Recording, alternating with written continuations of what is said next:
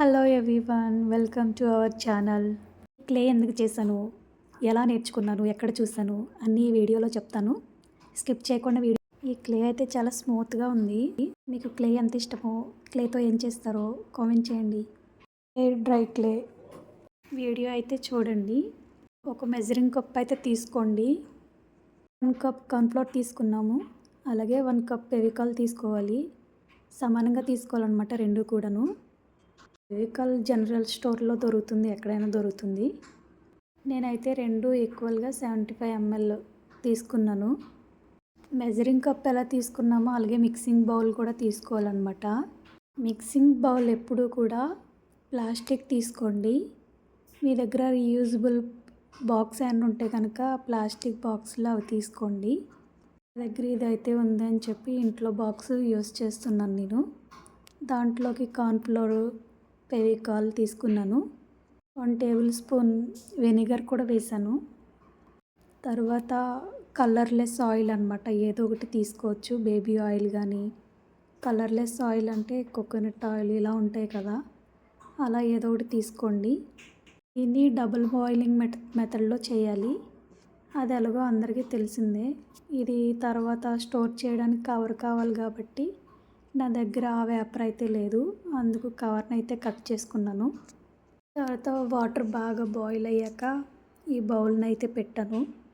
నేను మిక్స్ చేసినప్పుడు స్ట్రెచ్చరు, ఇప్పుడు వాటర్లో పెట్టి తిప్పుతున్నప్పుడు స్ట్రెచ్చర్కి చాలా డిఫరెన్స్ అనమాట. కొంచెం కొంచెం డ్రై అవుతూ ఉంటుంది, స్టిఫ్గా తయారవుతూ ఉంటుంది అనమాట. కొంచెం కొంచెం కొంచెం ఓపిక టైం ఉంటేనే ఇలాంటివి చేయండి. ఇవి మధ్యలో స్టాప్ చేయకూడదు, తిప్పుతూ ఉండాలన్నమాట. లేదంటే గట్టిగా ఒక ముద్దలా అయిపోద్ది, దేనికి పనికి రాకుండా. అందుకే తిప్పుతూ ఉండాలి. ప్రాసెస్ ఈ క్రీమ్ దగ్గర పడేంత వరకు కూడా కంటిన్యూ చేస్తూ ఉండాలన్నమాట. రిపీట్ చేస్తూ ఉండాలి ఈ ప్రాసెస్. ప్లాస్టిక్ గిన్నె కాబట్టి కొంచెం పట్టుకోవడానికి ఉంటుంది, అందుకే కాలదు. కానీ వాటర్ నుంచి వచ్చే ఆవిరి అయితే చేయికి తగులుతుంది. స్టీల్ గిన్నె లేదంటే ఏదన్నా పెడితే కనుక చేయి కాలిపోద్ది అనమాట. ఇంకా మొత్తం అయితే 3-4 టైమ్స్ అయితే పెట్టాను. ఓసారి చెక్ చేశాను అనమాట, చేయికి అతుక్కుంటుందా లేదా అని చెప్పి. అతుక్కుపోతుంది. ఇంకోసారి పెడదామని చెప్పి డబుల్ బాయిలింగ్ మెథడ్ ఒకసారి పెట్టాను, లాస్ట్ ఇంకా ఇది. ఇప్పుడైతే అతుక్కోదు చేతికి. చెక్ చేస్తున్నాను. చెక్ చేసేటప్పుడు కొంచెం ఆయిల్ అయితే అప్లై చేసుకోండి.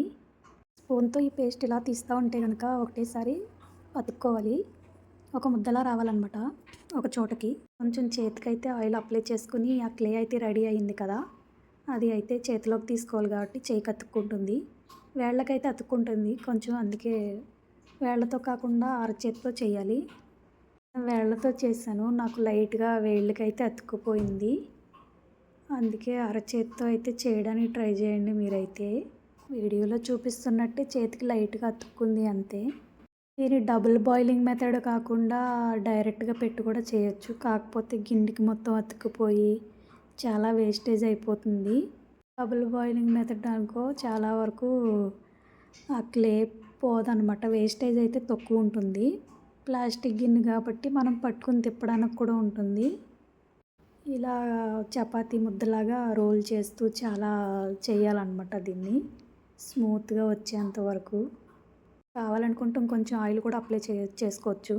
ఆయిల్ చేతికి దానికి సరిపోలేదు అనుకుంటే కనుక. ఫైనల్గా క్లే అయితే రెడీ అయ్యింది. కవర్ కట్ చేశాను కదా, దాంట్లో అయితే చుడుతున్నాను. చుట్టి ఇంకా బాక్స్లో పెట్టాలి. ఇది చేస్తున్నప్పుడు నేను చాలా ఎక్సైటింగ్గా ఉన్నాను. ఏం చేద్దాం దీంతో, ఎలా ఉంటుంది రిజల్ట్, కానీ ఎలా డ్రై అవుతుంది ఏంటి అని ఎవరు కూడా వీడియో పెట్టలేదు. నేనైతే హిందీలో చూసి నేర్చుకున్నాను. అందరూ క్లే ఆర్టిస్ట్లే, మామూలుగా లేరు. టాలెంట్ పర్సన్ చాలామంది ఉన్నారు. వాళ్ళ టాలెంట్ని చూస్తుంటే నాకే చాలా హ్యాపీ అనిపించింది.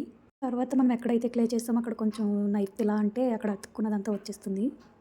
మనం క్లే చేస్తున్నప్పుడు టెస్ట్ చేయాలన్నమాట. అది ఇలాగా సాగదీస్తే దాన్ని 2 పీసెస్ కింద చేస్తే వాటర్ డ్రాప్లా రావాలన్నమాట.